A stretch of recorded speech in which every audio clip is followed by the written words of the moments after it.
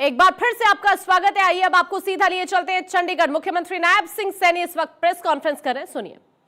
साथियों, हम जानते हैं चाहे कोरोना काल का समय हो, कोरोना काल में जिस प्रकार से हमारे भारतीय विदेशों में फंसे और उन्होंने किस तत्परता से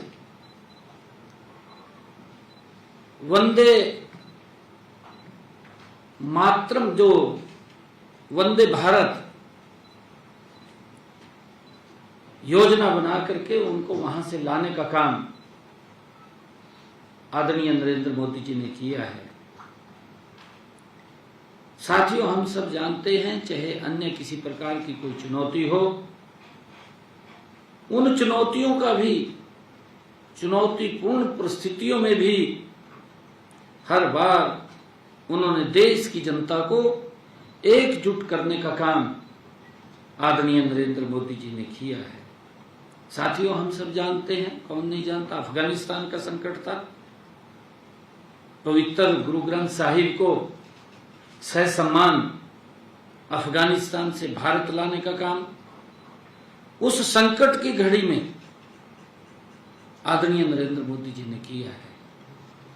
साथियों, हम सब देख रहे हैं कि माननीय प्रधानमंत्री जी शांति प्रयासों को आगे बढ़ाने और भारतीय हितों की रक्षा के लिए अन्य देशों के सभी संबंधित नेताओं के संपर्क में भी संपर्क साधे हुए हैं।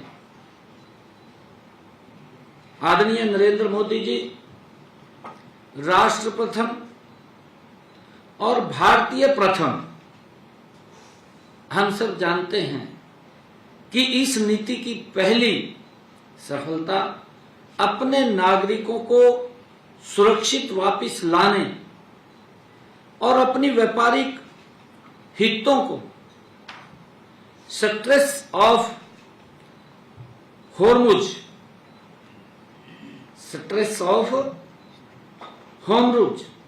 होर्मुज के गुजरने के माध्यम से मिली थी।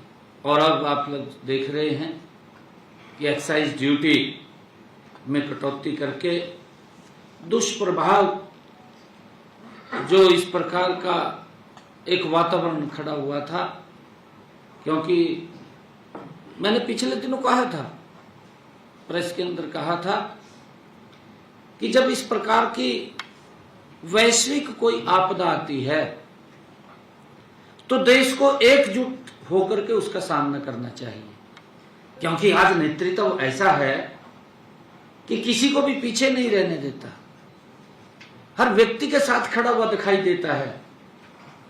परंतु वैश्विक आपदा में भी हमारा विपक्षी दल राजनीति खोजने लग जाता है।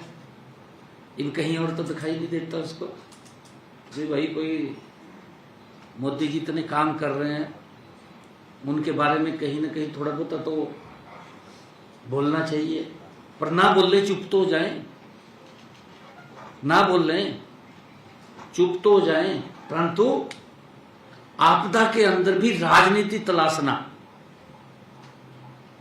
ये कांग्रेस विपक्षी दलों का ये एजेंडा है। आदरणीय प्रधानमंत्री जी ने सभी दलों को बुलाकर के बातचीत किया कि भाई राष्ट्रीय ये वैश्विक आपदा है, सभी को इसके अंदर कोई ये तो नहीं है कि इसमें कोई विशेष भारत के ऊपर प्रभाव पड़ा है। मैंने कहा है कि पूरी दुनिया के ऊपर इसका प्रभाव पड़ा है।